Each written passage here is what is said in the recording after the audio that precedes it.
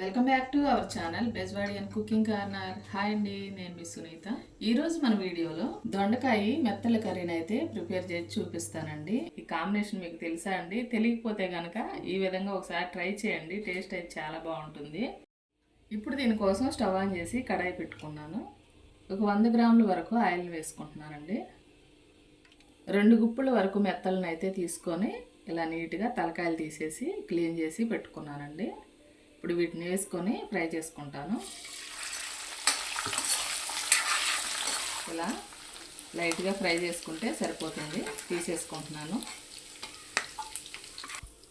ఇందులో ముందుగా ఒక ఉల్లిపాయని 2 పచ్చిమిర్చిని కట్ చేసి పెట్టుకున్నానండి. ఈ ముక్కలు వేసేసుకుంటాను. వీటిని దోరగా ఫ్రై చేసుకోవాలి. ఇప్పుడు ఇందులో కొంచెం కరివేపాకు వేసుకుంటున్నాను. ఇలా లైట్గా ఫ్రై అయినాయి కదండి. ఇప్పుడు ఇందులో ముందుగానే ఒక 1/2 కేజీ దొండకాయలను అయితే సన్నగా తరిగి పెట్టుకున్నాను. ఈ ముక్కలు వేసేసుకుంటాను. కలిపేసుకుంటాను. ఇప్పుడు మూత పెట్టుకొని 10 నిమిషాల పాటు ఉడికించుకుంటాను. మధ్య మధ్యలో కలుపుకుంటూ ఈ విధంగా ఫ్రై చేసుకున్నాను. ఇలా సగం వరకు అయితే దొండకాయ ముక్కలు ఉడికిపోయినాయి. ఇప్పుడు ఇందులో ఒక పెద్ద టమాటోని ఇలా చిన్న ముక్కలుగా కట్ చేసుకున్నాను. టమాటో ముక్కలు వేసుకొని కర్రీకి తగినంత ఉప్పు అయితే వేసేసుకుంటున్నాను. చిటికెడు పసుపు వేసుకుంటున్నాను. ఒకసారి నీట్గా కలిపేసుకుంటాను. ఇలా ఉప్పు వేసుకోవటం వల్ల ఈ టమాటో ముక్కలు అయితే త్వరగా ఉడికిపోతాయి. టమాటో ముక్కలు అయితే చక్కగా ఉడికిపోయాయండి. ఇప్పుడు ఇందులో కారం వేసుకుంటున్నానండి. తగినంత కారం అయితే వేసేసుకున్నాను. నీట్గా ఇలా కలిపేసుకొని ఒక 5 నిమిషాల పాటు ఉడికించుకుంటాను. కొంచెం వాటర్ అయితే యాడ్ చేసుకుంటానండి.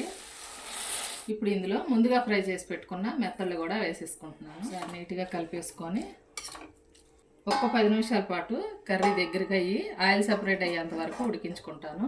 అయితే ఫైనల్కి వచ్చేసిందండి. ఒకసారి చూద్దాము. చూసారుగా ఆయిల్ సపరేట్ అయ్యి కర్రీ అయితే దగ్గరగా అయిపోయిందండి. స్టవ్ ఆఫ్ చేసుకుంటున్నాను.